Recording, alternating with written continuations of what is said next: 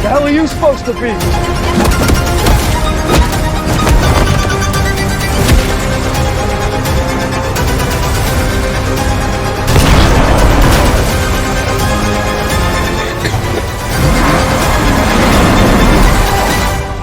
I'm vengeance.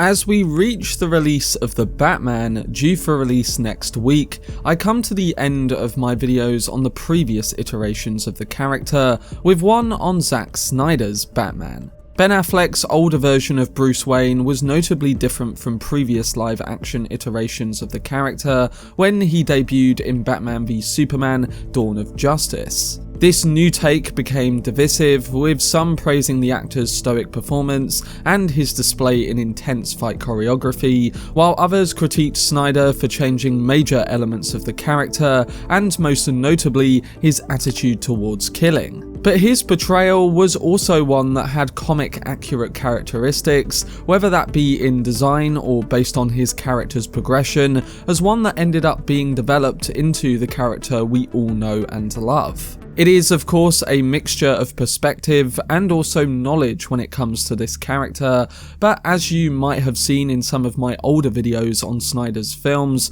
I quite liked the differing interpretation here. I'm going to be discussing this character's journey and why I think by the time the Snyder Cut came around that I liked Affleck's Batman through the character's deconstruction and ultimately reconstruction. This video essay continues my Road to the Batman series, where I've created content on the previous adaptations and plan to do a Matt Reeves filmography video later this week. But if you want to keep up to date on any of my content surrounding the Batman releasing next week, then don't forget to support this video by giving it a like rating, subscribing to the channel, and turning on your notifications. Also, feel free to check me out on Twitter, Facebook, Reddit, and Instagram at Cortex Videos, which is all linked in the description below. But without further ado, let's dive into my video essay on Zack Snyder's Batman and how the director reconstructed the character. So, Zack Snyder was aiming for something very touching about Batman in his two films, which consisted of Batman v Superman: Dawn of Justice and the Snyder Cut of Justice League. By starting him off as a weary and fatigued 20-year veteran who has already lost his family twice, Snyder got to have something of an arc for the Caped Crusader to once again go from vengeful loner to a level-headed team leader. The character and Affleck's performance in Batman v Superman is dynamic and sorrowful, an iteration of Batman we've rarely seen on the big screen, and one that is a big contrast to the takes before. That quality alone made this version of Batman interesting in script form, but Ben was able to bring this without his own movie first. And don't get me wrong, I would love to see that Affleck film that many have been calling for, but that wouldn't capture the unique qualities that kicked off the character in BVS. Ben was able to bring his version of the character to life using his voice,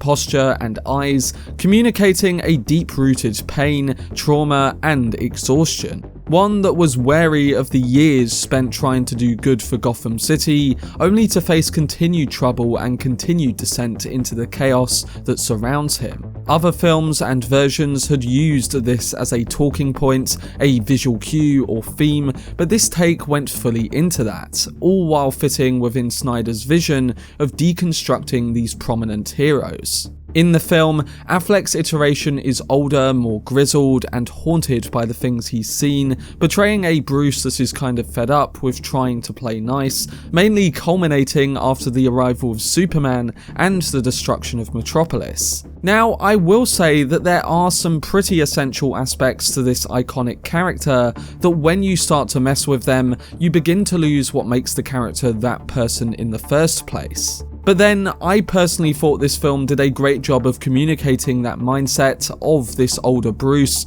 and why he becomes the grizzled take we saw. It's also one that, as I will get into, is fully constructed again by the Snyder Cut, giving us a journey of Batman fully finding who he is again by the end. One of the more controversial aspects I was alluding to though is the killing in BVS, alongside his way of physically branding criminals. While these were disturbing acts, Affleck's take on the character leads you to believe that yes, this particular Batman probably would resort to extreme violence at these given moments.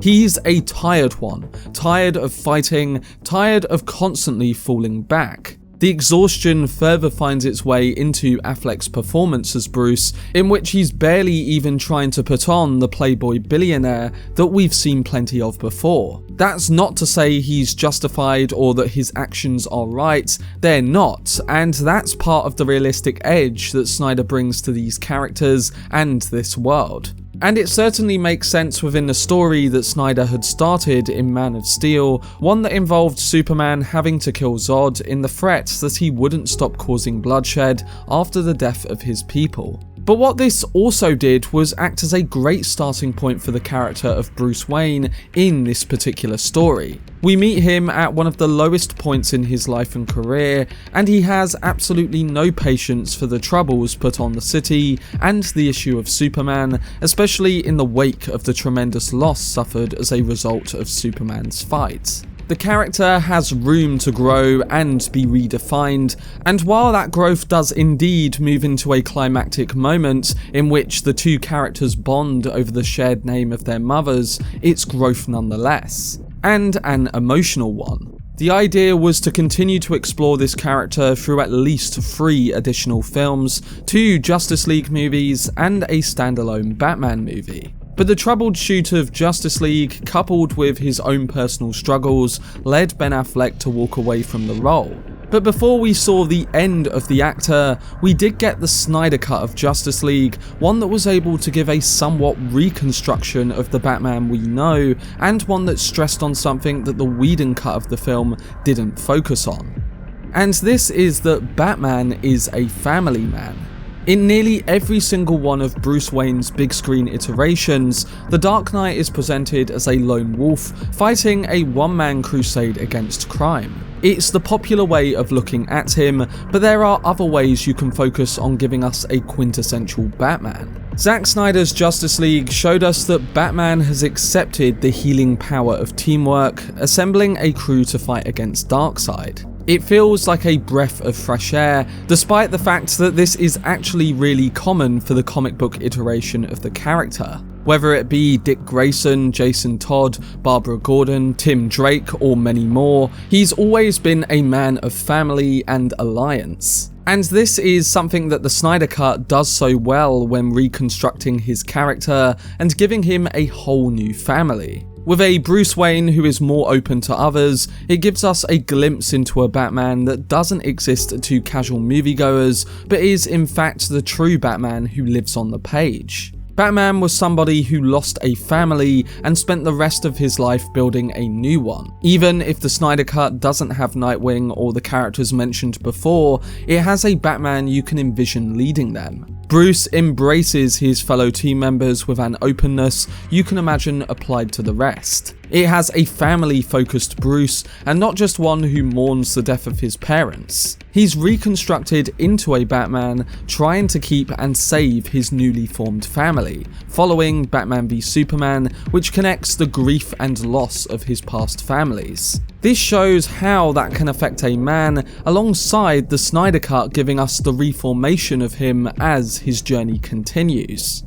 Because the 2017 theatrical cut significantly reduced the roles of characters like Cyborg, Flash, and Aquaman, Batman was made into much more of a lead protagonist. But with the full arcs for those supporting heroes restored in the Snyder Cut, Bruce Wayne's journey is more about the Justice League itself than Batman as a solo hero. And therefore, his job in the narrative is to assemble the team and form a family he once lost. By restoring the character's seriousness, the Snyder Cut also restores momentum to the overall story, making Batman a true leader and a much more compelling character along the way. Everything he does is meant to prepare the other heroes he believes can be better than he ever was, to conquer the coming obstacles. As he climbs his way out of the power plant following the final battle, being raised to his feet by Henry Cavill's Superman is almost a climbing out of the darkness and the well that he once fell down. He now understands that the greatest power he can give is the ability to equip and prepare everyone else to do what's necessary. It's a simple yet powerful arc for a character who usually takes the front, and it makes the Snyder Cut as a film as good as it was. Of course, there were some moments I was mixed on, like the nightmare scene with Joker and the warehouse killings following the fight with Superman in BVS, but I still think there are arguments to be made for the message of the nightmare scene and also how awesome the fight choreography was in that warehouse fight. Overall, it was a compelling Batman, and mainly the continuation of a journey that he went through. Maybe we'll never see that journey continue, but we had some great moments, and primarily, we got a character that became a version of Batman that we can identify with. But that was my video discussing Zack Snyder's Batman and why I believe the character was successfully deconstructed and then reconstructed into the Batman we know. Obviously, if there were more Snyder films, we'd be able to see this go even further and see the full journey of Ben Affleck's Batman. It really depends on this new Discovery merger with Warner Brothers, but then again, Affleck doesn't want to return to the role following the personal issues he was facing during 2017. I guess there's always the chance, but I'm one of the fans who actually supports Affleck's version and the upcoming Pattinson take on Batman. The Batman 2022 is quite honestly my most anticipated film of this year, and everything we've seen just looks great from a filmmaking and character perspective. But I also loved Affleck's DCEU version, and we will still be able to see him in this role once again come the release of The Flash. But I really admired how Snyder was able to apply his style on this Batman and really deconstruct the character before giving us the version we saw in his Justice League cut. It was satisfying by the end to see this character become the leader and man of family that he ultimately is, and it only just gets me excited for the future. Batman is the perfect character because he can be explored and reinterpreted in different ways, and we've seen that happen over many decades. Hopefully we will get another iconic performance from Pattinson's version, one that brings unique aspects of Batman to the big screen and deals with the character in a way that fans are happy with. Only time will tell, but as I said, I'm personally really excited. But let me know down below in the comment section what you think towards Ben Affleck's Batman, and did you like Snyder's take on reconstructing the character over 2 films? My final video in this Road to the Batman series is a video essay on Matt Reeves' filmography. This will be releasing later this week, alongside lots of videos on the 2022 Batman film coming March the 4th. To stay up to date with all of this content, then subscribe to the channel and turn on your notifications. Also, if you enjoyed this video, remember to leave a like rating and follow me on social media via the links in the description. But anyway, I hope you guys enjoyed it. I've been Cortex, and as always, make some noise.